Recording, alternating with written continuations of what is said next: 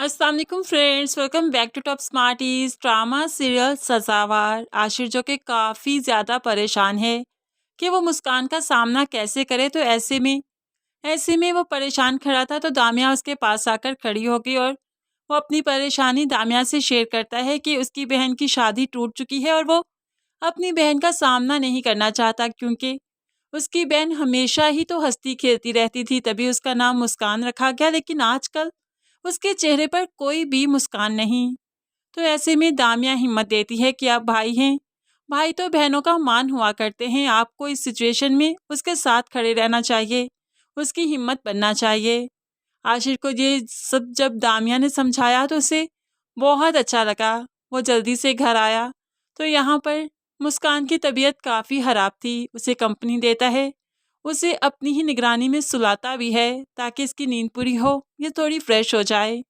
और फिर अपने बाप से गम का इजहार करने लगा, मुस्कान के लिए मैं बहुत परेशान हूँ, मैं चाहता हूँ मेरी बहन हमेशा हंसती खेलती रहे, लेकिन मुस्कान तो उसके चेहरे से कहीं दूर ही गायब हो गई। मुझे लगता है मुस्कान के दुखों की वजह मैं हूँ, लेकिन फिर भी बाबा पता नहीं क्यों मुझे लगता है कि जो हुआ बहुत अच्छा हुआ। इतना जज्बाती वो इंसान था जो कि सिर्फ अपनी ही धुन में मगन है, उसे किसी की कोई परवाह नहीं। और ऐसे में मुस्कान और रज़ा का रिश्ता जो टूट गया, मुझे लगता है कि ठीक हुआ, लेकिन इस सब की वजह मैं ही क्यों बना।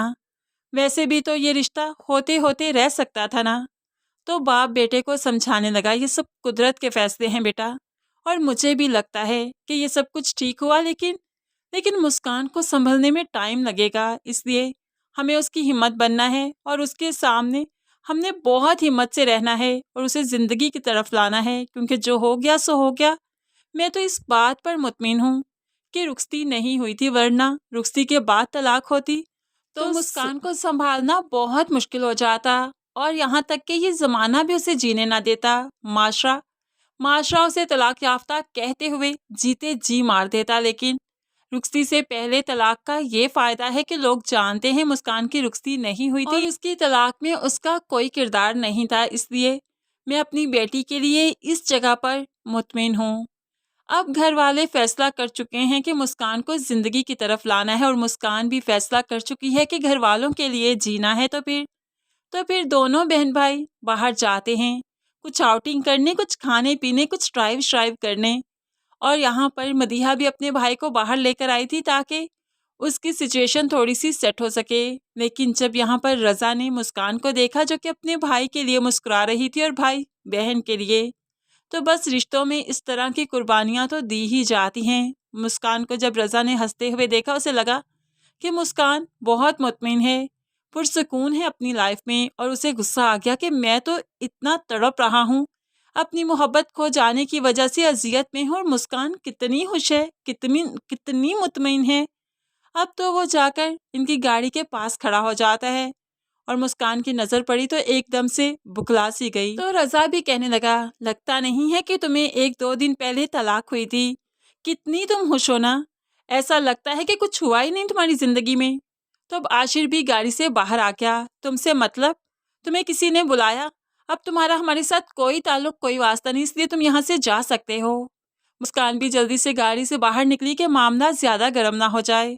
तो रज़ा मुस्कान को टॉर्चर करने लगा, अरे कुछ तो नाटक करती कि तुम गमज़दा हो, इस तरह से बीच बाजार में आकर खिलखिलाकर मुस्कुराने की क्या ही ज़रूरत थी। लेकिन लगता ही नहीं कि तुम्हें कभी किसी से मोहब्बत हुई थी, तुम्हारा निकाह टूटा है, तुम्हें तलाक हुई है, लगता है कि तुम्हारी लाइफ तो बिल्कुल नॉर्मल है। मुझे देखो, मैं टूट कर रह गया, मैं बिखर कर रह गया।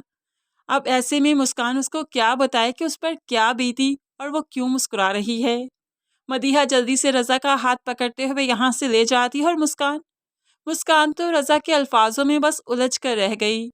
घर आकर भी वो रज़ा के अल्फाजों को ही सोच रही है, उसके रवैये को सोच रही है और बहुत परेशान है। बेशक रज़ा हमेशा ही उसे परेशान करता आया है। मदीहा घर आकर सब कुछ अपनी माँ को भी बताती है कि रज़ा भाई ने इस तरह से रिएक्ट किया, जबकि मुस्कान तो बहुत मुतमिन थी, खुश थी, अपने भाई के साथ आउटिंग कर रही थी। तो ऐसे में माँ तो घबरा गई, क्या वाकई मदीहा उससे उस लड़की को कोई असर नहीं हुआ, उन्हें कोई फर्क नहीं पड़ा। तो ऐसे में अब माँ ने भी ठान लिया, ठीक है मेरा बेटा किसी से कम नहीं, अगर वो खुश रह सकती है तो मेरे बेटे का भी खुशियों पर हक है। अब मदीहा उनके दिमाग में यही बात डालेगी कि हमें भाई की शादी कर देनी चाहिए ताकि इनका ध्यान इस चीज़ से हट जाए और वो नई ज़िंदगी में मूव ऑन कर सकें। और माँ को भी मदीहा का ये फैसला ठीक लग रहा है। दूसरी तरफ सुंबुल की माँ, जिससे मालूम पड़ा कि उसकी बेटी के साथ शादी में क्या हुआ, अब तो वो मदीहा की माँ के साथ दो दो हाथ करने जा रही है। यहाँ पर पहुंची तो रज़ा की माँ को बातें सुनाने लगी। मदीहा आई थी मेरे घर में कार्ड देने, लेकिन मैं तो चाहती ही नहीं थी कि सुंबल इस शादी में जाए, लेकिन उस बच्ची ने जिद की और मैंने उसे भेज दिया। लेकिन ये क्या हुआ, मेरी बच्ची को तो तमाशा बनाकर रख दिया आपने।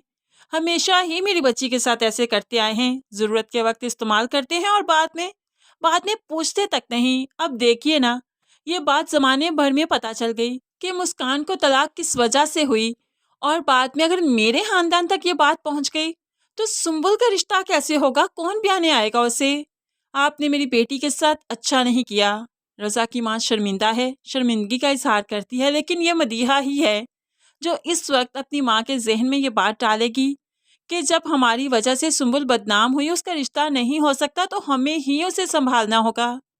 अब यहाँ पर बेटी जैसे माँ के दिमाग में बात डालेगी, माँ उसको वैसे ही पिक करेगी और अब रज़ा को भी मजबूर किया जाएगा कि कोई ऑप्शन नहीं सिवाय इसके कि सुंबुल से शादी की जाए। रज़ा तो उलझ कर रह गया क्योंकि माँ अब इमोशनली ब्लैकमेल कर रही थी, तभी तो वो अलग आकर बैठ जाता है, काफ़ी परेशान है। तो अब बाप उसके पास आकर खड़ा हो गया और उसे बताने लगा कि कुछ फैसले हमारे हैं और बेटा कुछ फैसले कुदरत के, और होता वही है जो फैसला कुदरत का होता है। मुझे ऐसा लगता है कि सुंबुल कुदरत ने तुम्हारे नसीब में लिखी है, इसीलिए तो वो बार बार तुम्हारा नसीब बनकर तुम्हारे सामने खड़ी रहती है। अब तुम्हें कुदरत के फैसले को समझना होगा और हमारे पास कोई रास्ता नहीं कि हम कोई और फैसला कर सकें। देखो ना, सुंबुल तुम्हारे साथ ही तो शादी पड़ गई थी और हमारी वजह से उसके साथ ये हादसा पेश आया, तो ऐसे में हमें ही उसे संभालना होगा, समेटना होगा और तुम्हें इस फैसले को मानना होगा। पहले मैंने तुम्हारी बात मानी थी ना,